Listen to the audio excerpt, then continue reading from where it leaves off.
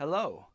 Welcome to Of Peace and Podcasts. My name is Aaron Gorley, and this is the podcast where you get to listen to an audiobook, and then after hearing a chapter from the audiobook, you get to get into the mind of an author. The scary place that is my mind. So good luck with that. No. How it will work is that I will read a chapter of the book for every episode, and then after the chapter, I'll spend a few minutes talking about some of the inspiration behind the writing, what it took to write said writing, how any one person can have such excellence in words, and talk about how humble I am about the awesomeness of my book. No, I'm just kidding. Talk about some different things about the story, some different aspects, characters. When I write, I like to do put a lot of little Easter eggs and different things in there. So there actually is a lot to writing a novel, in case you've never written one before. It was my first novel, and I want to talk a little about what it took to write my first novel. So, without further ado, and much more fanfare, we are going to start Chapter 1 of Peace and Precipitation by Aaron J. Gorley. In the rain, I bleed, dripping softly, quietly. Wash the blood away. Her mom was late again. It was the unknown that was the most disconcerting to Jen Morris. She never knew when her mom would have some sense of normalcy, or act cray-cray, as her best friend Morgan would say. Having her own phone would probably be one of the most useful things in the world, but here Jen stood, the one and only high school student without a phone. Whenever she brought it up to her mom, the reply was some combination of she wasn't old enough and they didn't have enough money. She laughed at the old enough excuse as she observed a line of third graders standing outside the intermediate school, faces aglow from their rectangular screens, playing the newest season of Fortnite. Jen knew that it was too much money part was probably right, although it seemed like they paid more for her mom's cheaper prepaid phone than they would a real phone on a real plan. It was embarrassing being the only phoneless girl in school. Jen settled for her cousin Mario's old iPod Touch that at least resembled a phone. On occasions such as this, instead of standing awkwardly with her hands in her pockets, she'd hold it up to her ear and pretend that she was talking with someone or fiddle with it so she looked like she was texting. She wanted to message Morgan, but the school's Wi-Fi was too finicky and she kept getting signed out. Every passing car brought new hope that her mom was coming to rescue her. Every passing person, whether teacher, administrator, janitor, cheerleader, football player, or volleyball player, stopped to stare and asked if she needed help or questioned why she was at school. One teacher stopped Jen in the hallway, informing her that the drama club meeting had ended 20 minutes ago and that she needed to go home and wasn't allowed to linger at school. The teacher squinted at her suspiciously when Jen explained that her mom was coming and should be there any minute. As if I want to stay this late, because school is so amazing, Jen thought. Where is she? It's hard enough going to a new school without the upperclassmen looking at you as if they could catch the uncool disorder that all ninth graders have, unless, of course, they're really pretty or really good at sports. Jen felt that since she was in no way an exceptional athlete, although she was a decent tennis player, nor exceptionally good looking, it was best to remain anonymous until the 11th grade or so. No thanks to her mom, being the weird girl that stays after school to hang out by herself didn't qualify as anonymous. She knew her mom, flaws and all, did care about her. Her little brother Ronnie was cool too, usually when he wasn't hogging the TV with his endless video games. But right now, she wanted to get home and not be on display. Jen normally rode the bus, but had stayed after school for an hour-long informational meeting about the upcoming school play. It consisted of Mr. Doss showing up 30-some minutes after the meeting was supposed to start, telling students they had not yet decided on the play, handing them flyers that said school play to be announced, audition September 23rd, and promptly leaving. Wow, that was worth it. I seriously stayed after school for that, Jen thought as the meeting ended. The main drama teacher had left after the first week of school. Mrs. Borowski put in her 30th year of teaching last June. Although she qualified for the full benefits of retirement, she told the administration that her love of teaching was too strong to retire. Then, after exactly 1 week, 5 full days into the new school year, she decided to retire. It left the school scrambling to find a replacement. Supposedly, they had hired someone and they were to start next week. Without an actual theater teacher, Mr. Doss was left to run the meeting. It was not surprising that the school had postponed the announcement of the fall play, but it would have been at least nice to hear something about the new teacher, or what plays they're considering, or what auditions would be like, or anything. All Mr. Doss really did was show up. Then again, Mr. Doss had never spoken a word more than was necessary. Jen had no idea how Mr. Doss ended up with being part of the theater department. He was ginormous physically, like 6'2" or 6'3", and over 250 pounds, mostly muscle. He was the wrestling coach, an assistant football coach, and the physical education teacher. He had been a wrestler at Iowa State and was probably the least theatrical adult in the school. Carl, the maintenance man, could at least whistle a tune. For Mr. Doss, it seemed to be a chore even to speak.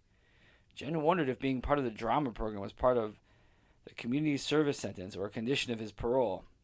Jen couldn't imagine Mr. Doss doing anything to help a play except maybe keep everyone in order. He did excel at that. Jen's mom, Lena, came 25 minutes after she was supposed to, which meant more than 45 minutes had passed since the theater meeting had ended. Jen's mom pulled her partly rusted, partly dented early 90s white Subaru station wagon into the parking lot very slowly. Lena could be spotted from innumerable distances by the rate at which her car moved. She often had a line of cars behind her beeping as if she was the lead vehicle in a slow car parade. This drove Jen's best friend Morgan crazy. Jen had become so accustomed to her mom's driving that she barely noticed how slow she drove. It was much more obvious to Morgan. Morgan insisted on her mom driving everywhere, since Lena's driving was maddening to her. Lena pulled up with Ronnie, riding shotgun. Jen aggressively opened the rear passenger door, jumped in and yelled, "Mom! What took you so long? I've been waiting for almost an hour." "Don't you talk to your mom like that." "Mom, I've been waiting for a long time." "I'm sorry, but your brother let Fifi out." "Mom, Fifi will be fine. She'll be fine for 15 minutes. You remember last time we let her out. We couldn't get her back for 4 hours. You know Fifi has arthritis. I swear you love that cat more than you love me." "That's not true, but you know Fifi is an important part of this family. She's like your sister." "Mom, the cat is not my sister. It's a stupid cat." "Jen, don't you dare talk about Fifi like that. She loves you."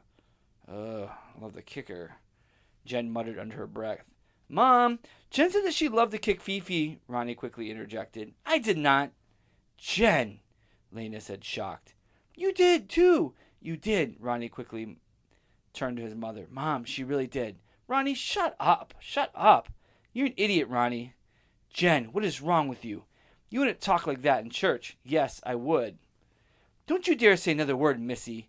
I can't believe you. I just don't understand you. No TV when you get home or talking the phone to Morgan. You're grounded." "I'm grounded because you can't be on time?" "You know I had to get Fifi. I don't want to hear another word out of it. I don't even know you anymore, Jennifer." "No, you really don't." And that is chapter 1. So that is in fact the shortest chapter in the book. It is very short. It was one of the first chapters I ever read, I ever wrote, and maybe not the greatest chapter I ever wrote, but it's good. It gives us a short intro on what some of the family dynamics are, a little bit where Jen is in her position as far as her trying to kind of just be a normal teenage girl, and then her mom helping her struggle to be a normal teenage girl, which kind of one of the big things about the book is that here's this girl that's trying to be a normal girl, and her mom that is a little different, we'll say. So that's kind of an ongoing theme throughout the book, and it only gets better and better from here. My one criticism of my own book is it does does a little bit slow starting off, but it is very good if you can keep up with it. If you push through the slowly developing chapters, like a lot of character based novels, a little bit slow at the beginning, but as things move on, it gets better and better. So you have to check it out. Anyway, so this is kind of the part of the podcast that if you are kind of just want to hear the audiobook, you can kind of just go and skip to the next episode and then hear like chapter 2 the of the book. If you are interested in hearing a little bit of the thoughts behind the book and where I got the idea of the book, you can stay tuned and I will explain that. So I actually do want to talk about the first thing that is actually written in the book is the haiku at the beginning. So haikus are a style of poems. It's a Japanese poem about a moment in time with nature. And that's really big. I'm a really big person about that because everyone just does the syllables 575. And that makes me crazy because it's not just the syllables, it's about a moment in time with nature. So if you write a haiku about anything that's not a moment in time with nature, it's technically not a haiku. I know. I have a friend that we debate this because he likes the format, but I am a big person about the nature. So I wrote that haiku, and I'll read it one more time. In the rain I bleed, dripping softly, quietly, wash the blood away. So I actually wrote that in 7th grade. Probably the best thing I've ever written. And I wrote it in 7th grade. Nothing like your writing career peaking while you were 13 years old. But nonetheless, I wrote that poem, that haiku poem, back in 7th grade. And it was kind of funny because, I wasn't really like a dark kid. Like, I wasn't like going through anything. I wasn't really like, I mean, maybe I was, and it was just, whatever. But no, I really wasn't like depressed or anything. It's just like, wow, this sounds cool. And I just like wrote it, And I remember like my teachers, my classmates were like, bro, like, are you good? Like, are you okay? Like, something going on? I'm like, yeah, I don't know. Yeah, I'm fine. I just thought it sounded cool. Like, talking about bleeding in the rain and stuff, and the rain coming down. And I get that visual, picture of like someone, whatever, bleeding and the rain kind of washing it away and cleaning them and then them starting anew kind of thing. So yeah, the haiku is amazing, and it is definitely the best thing I've ever written, and I'm happy. So I really just wrote this novel just so I could start my haiku in it. That's the real reason that I wrote this novel. I am not a writer by trade. I am a teacher, an educator, a youth minister, different things. That was not my major at all, although I did lots of writing, of course, in college, but for classes and assignments, but never really had a desire to write a book.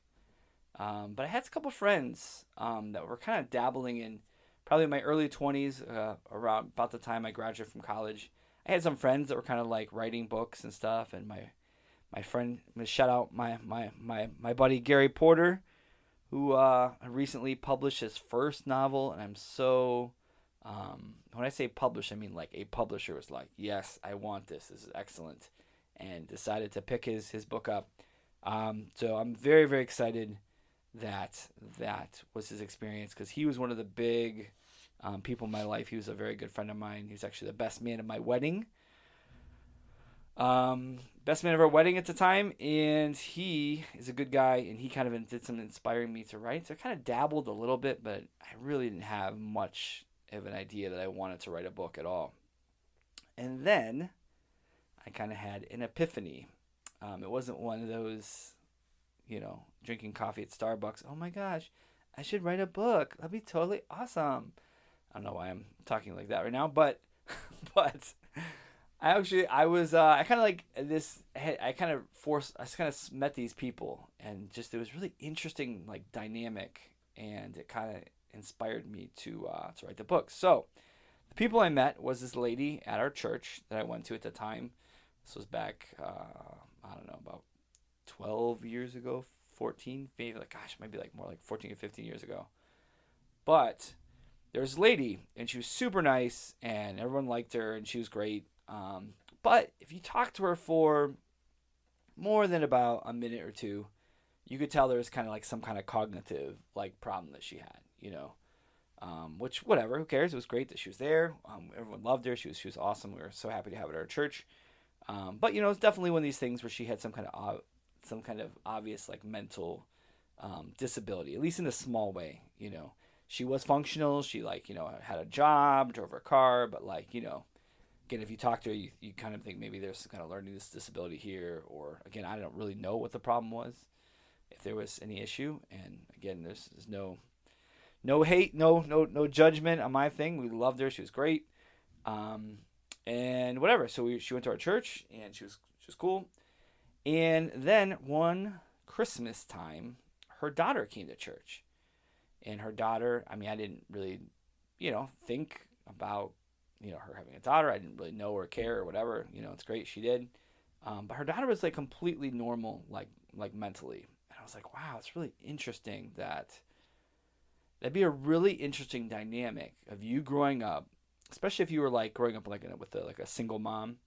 If you're growing up and you have this mom that has this like mental limitations, we'll say, and then you're completely normal and maybe even like on the smart and intelligent end. So you have like this big kind of like gap in like cognitive ability, but yet the mom is still the mom, and should still be respected, and still loves the daughter, and the daughter still loves the mom. But then like it would just be kind of like strange, like a strange dynamic, like kind of growing up, and it's really kind of hit me like, wow, it'd be really crazy. And then also like at some point you kind of like figure out that your mom has like you're like this cognitive disability, and like what does that look like? Like how old are you when you kind of like figure that out, that you're quote unquote like smarter, smarter than your parent. Like I just think, wow, this would be it'd be such an interesting dynamic. And I just kind of from that moment was like inspired, like this could be like a really good story. And the more it was just kind of almost this moment, it almost felt like maybe it's because of the church and stuff too, but I was like, God wanted me to I should write this book. Like this could be like a really good thing, and I could make this like a really positive thing. And in case you don't know me, that was one of the things of life, is that I do always want to be a positive influence on other people in their lives, and be positivity. To try to bring that everywhere I go, whether I am at home or out and about. Maybe not when I'm driving my car so much. I have a problem being positive with that. Dealing with a lot of crazy drivers. That does not bring the positivity out of me. Like quite the opposite. But God is working on me. We'll say that. But for the most part of my life, I tend to be very positive and try to bring a lot of love and positivity to all the people around me. And I thought this book would be a good kind of like avenue for that. I can show that. So that is sort of where I got the idea for the book. And, it took me a long time to write this book. It took me about 8 years to do it, which is like so long. It's such a long time. But again, I wasn't really like, even from that moment, like, oh my gosh, I should write a book. That'd be awesome. Like, I still wasn't convinced, like, okay, am I actually going to write a book? Like, I have no idea what I'm doing. Like, I don't know, where to even start. I don't know, like, what this is going to be like. So I really didn't take that part of it very seriously. I really kind of went back and forth. Okay, am I really going to write this? Is this really going to be something I do? Or, is this something I fiddle with? And then maybe one day. But as time went on, and again, I just kind of more and more, I'm like, man, I should just do it, What's going to hurt? And the more it went on, I'm like, you know what? This book's like, it's turning out really good. Like, I'm really happy with the results. Like, I'm going to, I want to get this published one day.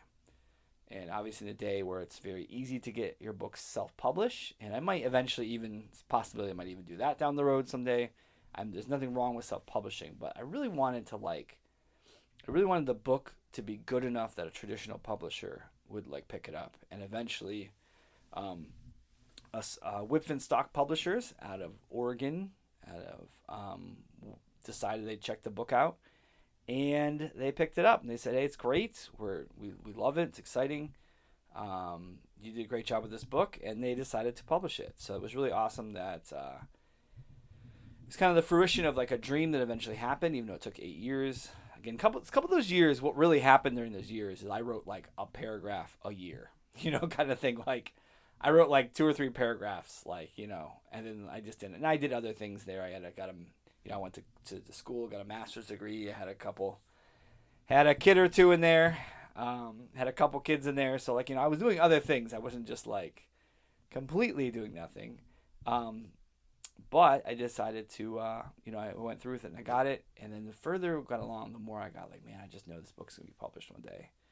And it was really awesome to see kind of like a dream fulfilled when they did go through with it and publish it. So I hope that you enjoy this book.